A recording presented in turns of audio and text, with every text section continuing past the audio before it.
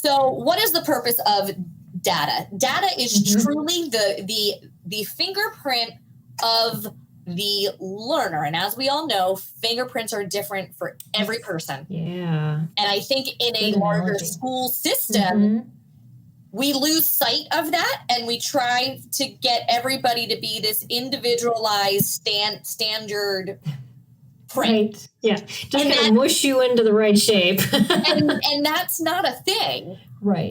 So, it really should give a holistic picture of what works and what doesn't work. And to, knowing how they did on a worksheet gives you information in that moment, in that time. Yeah. It does not give you the overall picture of their cognitive process, how they think about things.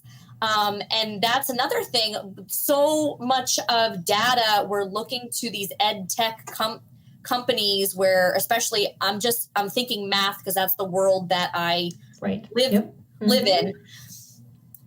By doing the worksheets again and again, if you're not having a conversation to explain what strategies you're doing or how you thought about that, because mistakes are great.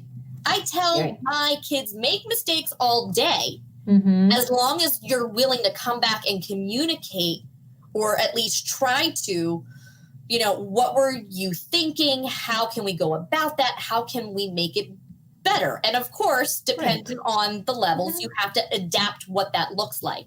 Yeah, it's like we almost assume that osmosis is going to happen sometime between the first worksheet and the second, iteration of the same worksheet.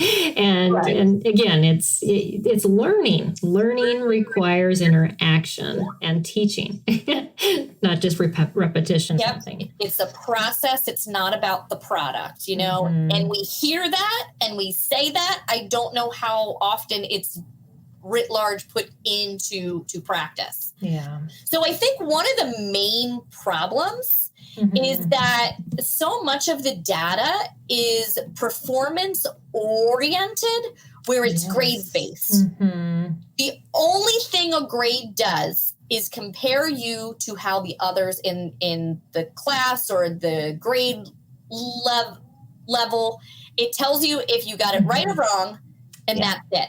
And what I've seen in my 12 years in education, when you start to not do well, you continue to not do well. And when it gets hard, you give up, you shut down. And at the end of the day, that control is with the teacher. I can't tell you how many times you gave me a C. Well, I didn't give you a C. Here's what we actually did. Here's the work that you went through. And, I think there has been there's been a lot of the literature to try to go to like a standards base, which I'm going to talk a little bit more about. But I think we're programmed to be like, an A+ is good. And what did I get? That's what we grew up with. Yeah, it's And it's really hard to change that. And I think that parents sometimes, when it's different, they want to support their children no matter what. Being a parent, you never want to, you want to make sure that they're getting what they need. And if you are used to A's are good, the gold star is good, and you're not seeing that there's more to the story, you don't know the full story. Exactly. So this is why mastery oriented, you can call it standards based, but I'm going a little bit broader here. It's about the competency and the development of the skills. I like to use the words, you're emerging. You're a novice. Exactly. You're, until you get to that mastery. And truly, have you ever mastered a skill? There's always something new. Exactly. That's a good way to put it. Yes. But with the performance-based, it's like, oh, I got an A, I can shut it off, I did well, I'm done. And they forget that you got to keep going. And so I think that with that mastery, you're only comparing the work to yourself.